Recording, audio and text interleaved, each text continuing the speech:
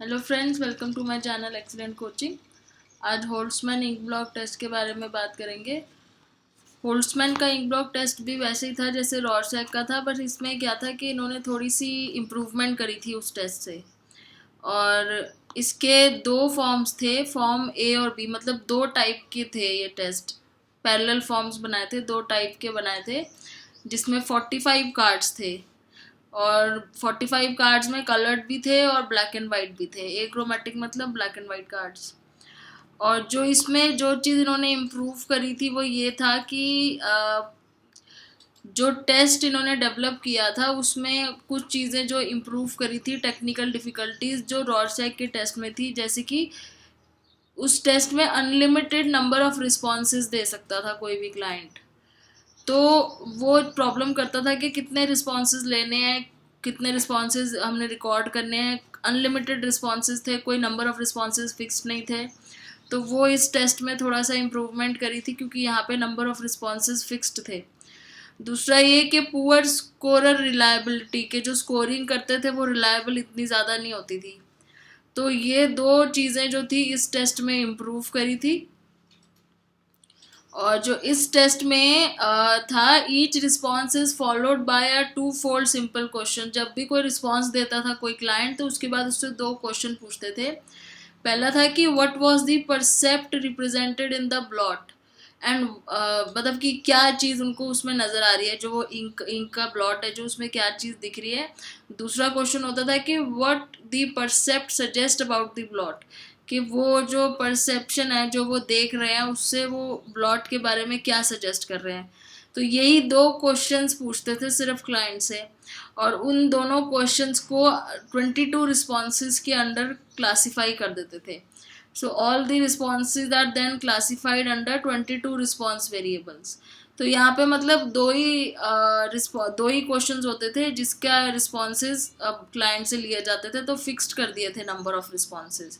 एक तो इसमें ये चीज़ चेंज करी थी, और उनको 22 रिस्पॉन्सेज में क्लासीफाई कर देते थे। तो ये इन्होंने थोड़ा सा अपने टेस्ट में इम्प्रूव किया था। जो पुराने इंक ब्लॉट टेस्ट में जो चीज़ें फिक्स नहीं थी वो यहाँ फिक्स कर दी थी, कि नंबर ऑफ रिस्पॉन्सेज और जो स्कोर करने की रिलायबिलिटी है वो भी थोड़ी सी इम्प्रूव हो गई थी। It has been found by many researchers that Holtzman test appears to be better standardized, मतलब ये ज़्यादा better standardized test था than the Rorschach test. Also the scorer reliability of HIT मतलब Holtzman ink blot test is highly satisfactory। इनकी जो scorer reliability वो ज़्यादा थी। Validity data on HIT, तो इसमें ज़्यादा better results आ रहे थे। इसमें प्रोडक्टिविटी रेशो की भी प्रॉब्लम थोड़ी सी सॉल्व हो गई थी, क्योंकि पुराने टेस्ट में नंबर ऑफ रिस्पॉन्सेज लिमिटेड नहीं थे, तो प्रोडक्टिविटी रेशो बहुत गड़बड़ आती थी। इस वाले में क्या था कि नंबर ऑफ रिस्पॉन्सेज लिमिटेड थे, तो इसलिए प्रोडक्टिविटी रेशो की भी प्रॉब्लम सॉल्व हो गई थी। मेनली इसमें ये सब चीज़ें इसलिए सॉल्व हो गई थी क्योंकि इसमें नंबर ऑफ रिस्पॉन्सेज जो थे वो फिक्स थे। अभी रिसेंटली होल्ट्समैन ने डेवलप किया था 1988 में एक और टेस्ट जिसका नाम था HIT-25, जिसके अंदर सिर्फ 25 कार्ड्स थे, और वो स्पेशली स्किज़ोफ्रेनिया को डायग्नोस करने के लिए था सिर्फ। तो इस वाले टेस्ट में खाली इतनी ही इन्फॉर्मेशन बतानी है आपने, क्योंकि इसका अलग से कोई क्वेश्चन नहीं आएगा। लेकिन आपको अगर जैसे पूछ लेते हैं कि इंक ब्लॉट टेस्ट कितने टाइप के हैं, तो उसमें आपने पहले वो बताना है, फिर इसमें जो इम्प्रूवमेंट हुई है वो बतानी है। फिर आता है TAT का मतलब है थीमेटिक ए परसेप्शन टेस्ट। ये किसने डेवलप किया था? हेनरी मुर्रे और उसके कोलीग्स ने। तो हम इसको शॉर्ट में मॉर्गन और मुर्रे बोल देते हैं। थीमेटिक ए परसेप्शन टेस्ट में 20 पिक्चर्स हैं जो कि ब्लैक एंड वाइट है। वो जो मैंने आपको एक पिक्चर दिखाई थी जिसमें दो लोग खड़े हुए थे, 20 पिक्चर्स हैं, ब्लैक एंड वाइट है। और पिक्चर में लोग जो दिखाए हुए हैं उनको जानबूझ के कंफ्यूजिंग एम्बिगुअस सिचुएशन में दिखाया है। एम्बिगुअस मतलब उसमें क्लियर नहीं कोई कह सकता है कि वो दो जो लोग खड़े हैं वो किस सिचुएशन में खड़े हैं। जानबूझ के थोड़ा सा कंफ्यूजिंग और एम्बिगुअस सा रखा हुआ है, क्लियर नहीं दिखाया है दोनों को, जो लोग हैं उस पिक्चर में। क्लाइंट को क्या करना है? क्लाइंट को बताना है कि उस पिक्चर में क्या हो रहा है और वो इवेंट का कॉज क्या है, जो भी वो बताएंगे मतलब उसका कॉज भी बताना है, और वो कैसे हुआ, वहाँ पे पूरी एक स्टोरी बना के बताना है फ्यूचर में क्या होगा। तो उस पिक्चर के बेस पे पूरी स्टोरी क्लाइंट ने नरेट करनी है। स्टोरी में पास्ट से लेके प्रेजेंट से लेके फ्यूचर तक पूरा बताना है कि इस वजह से यहाँ खड़े हैं, ये वाली बात कर रहे हैं और आगे ये होगा, ऐसा कुछ बताना है। तो अब जो ये जो बताएंगे क्लाइंट्स, ये इनके अंदर ही इनकी जो रिस्पॉन्स होगा ना, इसके अंदर ही आपको हिडन इमोशंस पता चलेंगे क्लाइंट के अकॉर्डिंग टू देयर रिस्पॉन्स। तो इसमें मेनली जो टीएटी स्कोरिंग होती है उसमें सबसे पहले एग्जामिनर ये देखता है कि उसने पिक्चर में हीरो का जो करेक्टर है वो किसको दिया है। हीरो मतलब मेन पर्सन किसको बनाया है, वो जो फोटो है, वो जो थीम है, जिसकी स्टोरी उसने बनाई है, तो उसमें मेन पर्सन उसने किसको बनाया है, और फीमेल को बनाया है, मेल को बनाया है, ऐसे किस जेंडर को इन्होंने मेन करेक्टर का रोल दिया है, और उसके क्या नीड्स दिखाए हैं, क्या उसकी अचीवमेंट्स दिखाई हैं। नीड्स एंड प्रेस में मतलब अचीवमेंट हो गया, एफिलिएशन हो गया, एग्रेशन किस तरीके से दिखाया है, उसके नीड्स कौन से दिखाए हैं, मतलब जो उन्होंने स्टोरी बताई है उसमें, और प्रेस मतलब उसके एनवायरमेंटल फोर्सेस क्या बताए हैं कि जिस वजह से उसके नीड पूरे नहीं हो रहे हैं।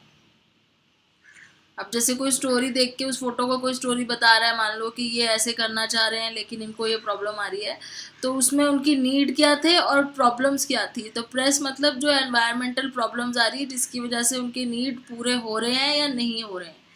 तो ये दो चीज़ें नोट करते हैं जब इनकी स्कोरिंग करी जाती है कि उनके नीड्स क्या बोले हैं क्लाइंट ने और किस वजह से उनके नीड्स पूरे होते हैं या नहीं होते हैं। ये चीज़ इसलिए नोट करनी ज़रूरी है क्योंकि इसी तरीके से वो क्लाइंट के बारे में भी जान पाता है कि उसके खुद के क्लाइंट के क्या नीड्स हैं और वो उस किस वजह से उसके नीड्स जो हैं वो पूरे नहीं हो रहे हैं, जो उसको इतना कॉन्फ्लिक्ट हो रहा है। तो इस तरीके से टीएटी में स्कोरिंग करते हैं और उसके क्लाइंट के हिडन जो भी फीलिंग्स हैं, डिज़ायर्स हैं, उसके बारे में पता करते हैं। फिर आता है sentence completion test. Sentence completion के टेस्ट में एक तो सेंटेंस कंप्लीट करने वाला जो टेस्ट मैंने बताया था, और दूसरा ड्रॉ पर्सन टेस्ट भी इसी में आ जाता है। हाउस ट्री पर्सन टेस्ट भी इसी में आ जाता है, हाउस बनाना, ट्री बनाना, पर्सन बनाना। और उसकी स्कोरिंग कैसे करनी है वो मैंने आपको बताई थी पहले कि क्या क्या चीज़ें देख के उसमें स्कोरिंग करते हैं। उसमें सेंटेंसेस होते हैं, उसको कंप्लीट करना होता है, जैसे आई फील वेरी डैश है, आगे तो कुछ भी लिख दो, सैड लिख सकते हो, हैप्पी या excited, I wish my mother, इस टाइप से। और ये सारे जितने भी हमने ऊपर टेस्ट पढ़े वो सारे प्रोजेक्टिव थे। प्रोजेक्टिव मतलब वो एम्बिगुअस से थे, क्लियर नहीं थे। उसमें क्लाइंट को खुद से अपनी कुछ फीलिंग्स या डिज़ायर्स डालने होते हैं, कोई आंसर फिक्स नहीं होता, कितने मर्जी रिस्पॉन्सेज वो दे सकता है। तो ये सारे प्रोजेक्टिव टेस्ट जो थे इनकी कुछ लिमिटेशंस हैं, डिसएडवांटेजेस हैं।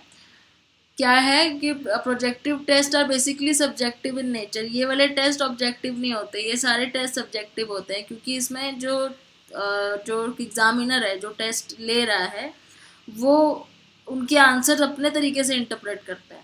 जो इंटरप्रिटेशन होती है वो जो क्लाइंट के आंसर्स की होती है वो एग्जामिनर अपने तरीके से करता है।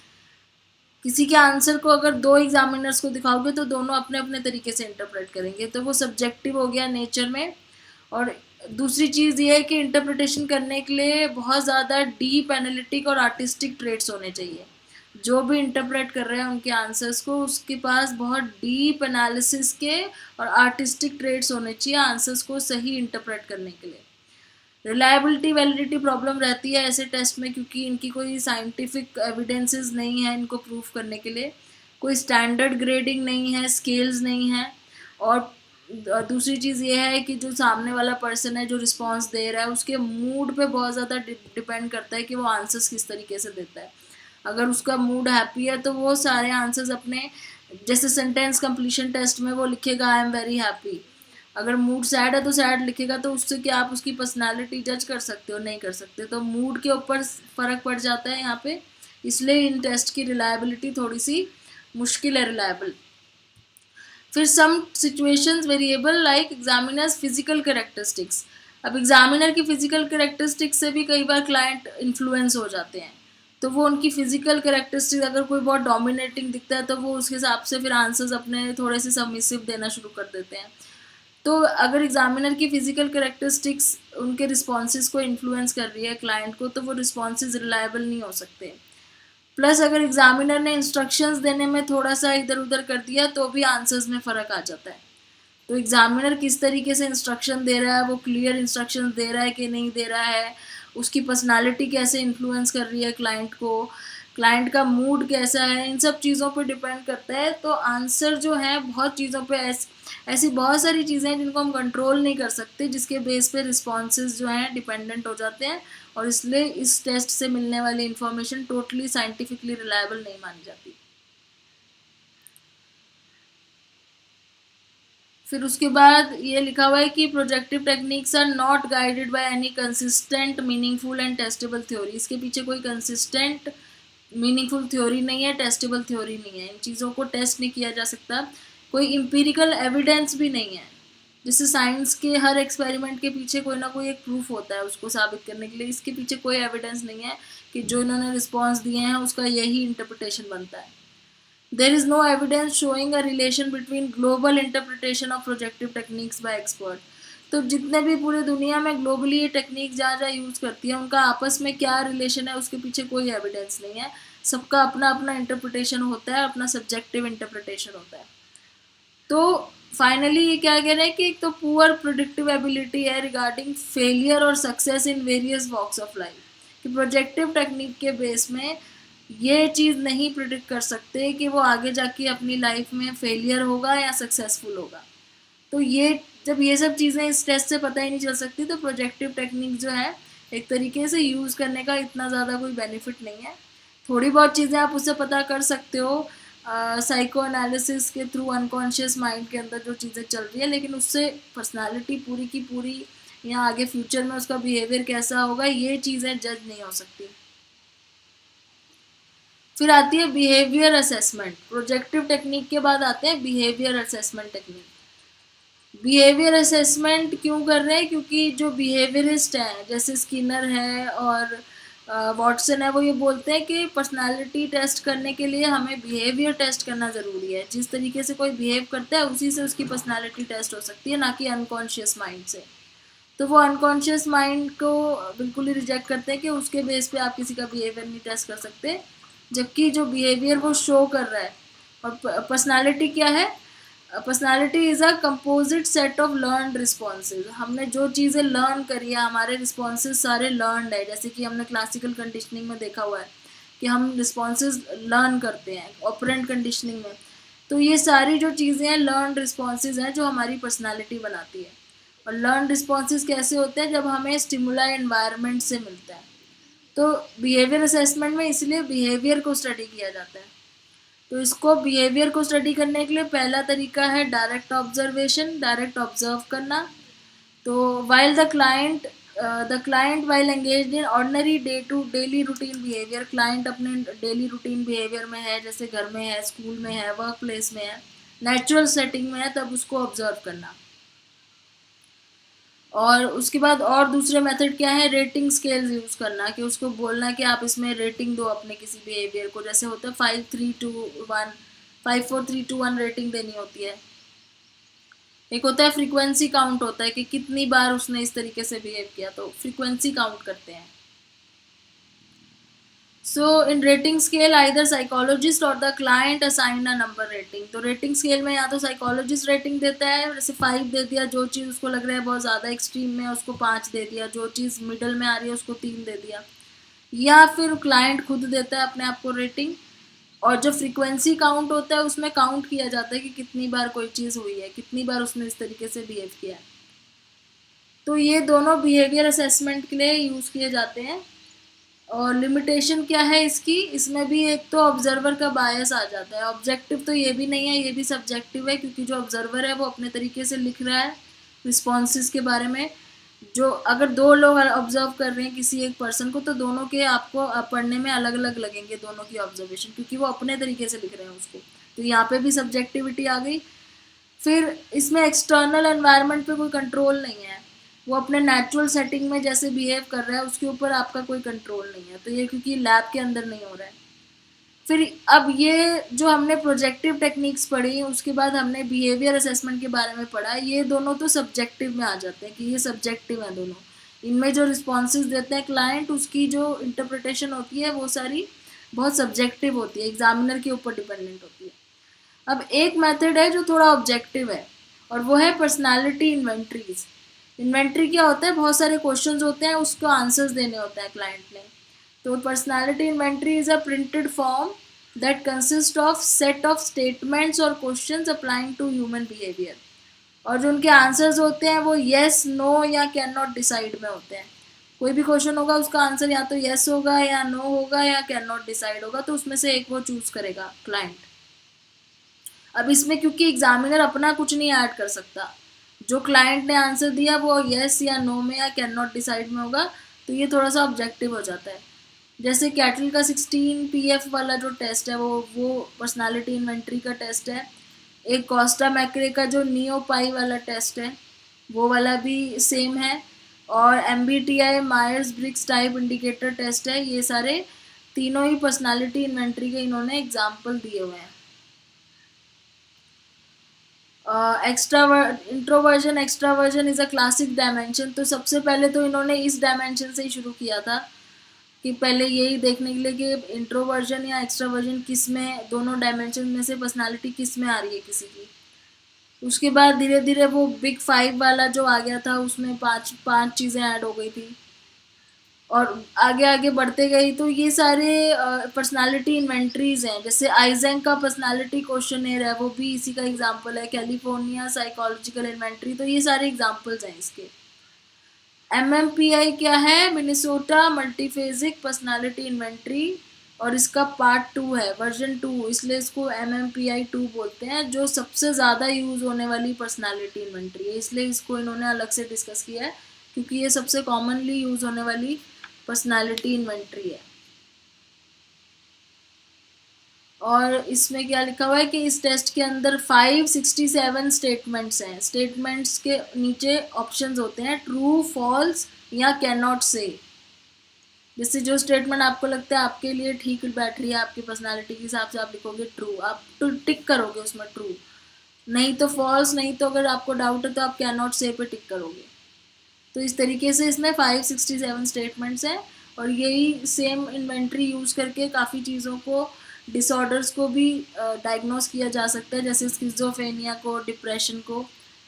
तो ये पर्सनालिटी इन्वेंट्रीज हैं, इनको थोड़ा सा ऑब्जेक्टिव माना जाता है क्योंकि इसमें एग्जामिनर की अपनी कोई इंटरप्रिटेशन नहीं होती है।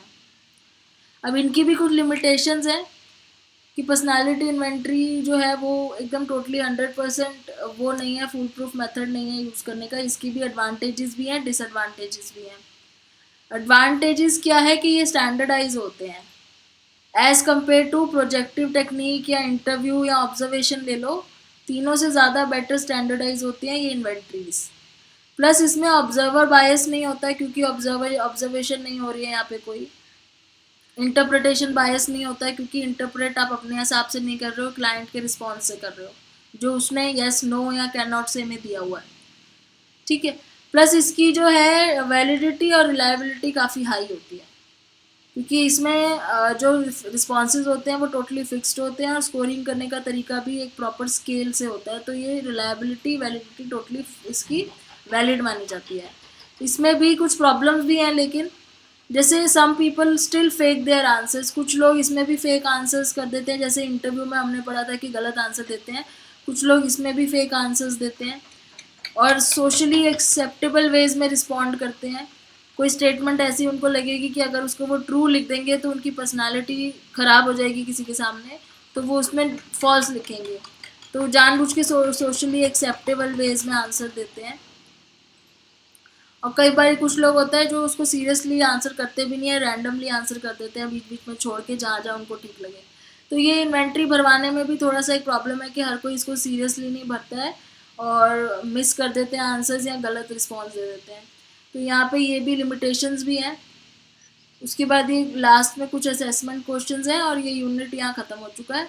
अब नेक्स्ट यूनिट जो है ब्लॉक 1 का यूनिट 4, वो हम स्टार्ट करेंगे नेक्स्ट वीडियो में। Thanks for watching.